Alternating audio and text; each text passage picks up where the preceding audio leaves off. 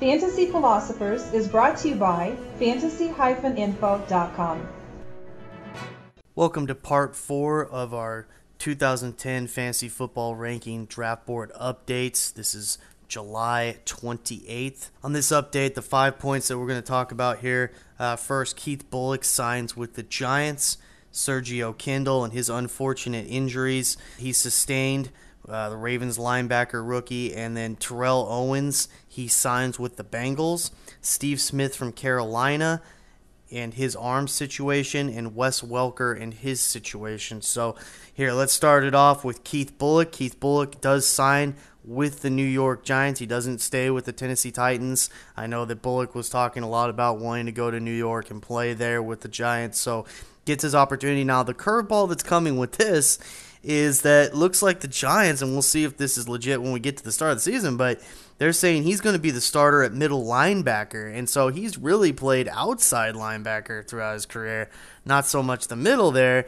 And it's interesting with him having that ACL injury. I would have thought he would just come in and help out with this team, but no, looks like he may be the starter there. So that's an interesting situation, I think, for IDPers. Hey, if he's going to start at middle linebacker, he does have some value, but I think Michael Boley now starts to have maybe even more value than he had before, because I just don't know if Bullock's going to be able to cover the ground maybe that he used to before. I mean, with that ACL injury and everything and playing a new position here, this is going to be an interesting situation. I'm sure that Bullock, he's a very knowledgeable player, obviously, so that's good, but it's still a little bit different to play in that area, and coming off of an injury is very interesting. So we'll have to see how that goes. For the Giants defense, hey, it's just one more decent option, one more decent veteran to add on to this defense. So, I think it's a sleeper defense for this year because of a lot of the injuries that they have to prove they can come back from and respond to. So keep an eye on the Giants defense. Second one we have to go through, unfortunately, Sergio Kindle, who I was really high on the Baltimore Ravens got. He was one of the reasons why early on I had the Ravens team defense as the top team defense to have for this season. But Kindle, first we did see Ed Reed. Looks like he may start the season on the PUP list. He missed the first 6 games. Now Sergio Kindle, unfortunately, falls down a flight of stairs. Looks like he fractured his skull. So serious situation here. He's at least going to be out, probably at least PUP list first 6 weeks, but I would figure he's probably going to miss the season here.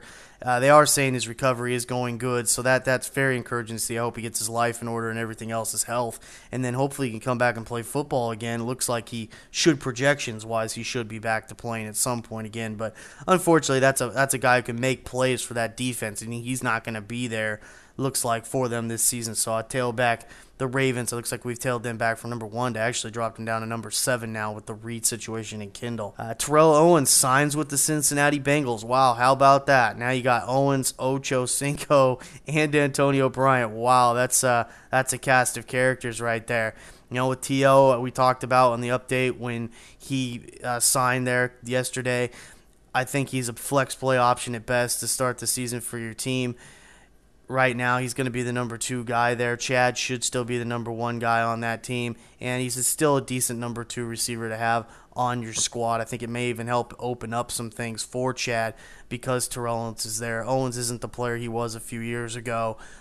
He's probably only going to get single coverage on a lot of plays because he's got to reprove himself again to the NFL, and he very well could, but we'll have to see that happen. So keep those things in mind, and with it, Antonio Bryant right now, he's just not draft worthy because of his knee injury. That's possible. Looks like that's probably legit because they signed Owens. So keep that in mind. And Carson Palmer now, again, he's going to be probably a late starting quarterback to have on your team in your draft to an early backup that you want to draft. I'd probably like to have more as an early backup if I could get him there in my leagues because I just need to see him show that arm is back and healthy for good, and that they're going to start throwing a little bit more than they did last season. Fourth point that we want to go over here is Steve Smith. Looks like Steve Smith is coming into camp with no cast on his arm, which is very encouraging. Now we're going to have to see if he can, that arm can hold up because he's broken that thing twice in the last, in about a 6-month time frame. He broke that thing 2 times.